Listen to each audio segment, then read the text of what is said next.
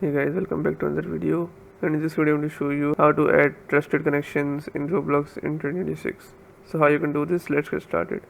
First, what you need to do is open your Roblox and then click on connect.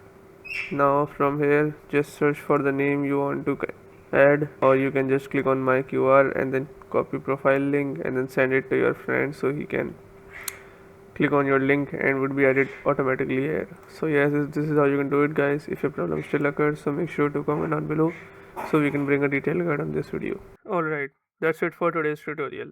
I really hope this video helped you solve your problem or learn something new about your PC. My goal on this channel is to make everything about computers simple and easy, whether it's fixing errors, downloading software or any game, boosting performance of any Windows or any game, or understanding new tools. If this video was helpful in any way, don't forget to hit the like button because it really motivates me to keep bringing you more useful content.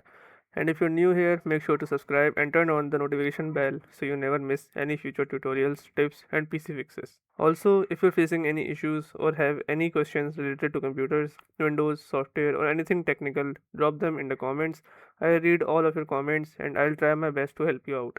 Thanks a lot for watching. Take care of your system, keep learning, and I'll see you in the next video. Thanks for watching.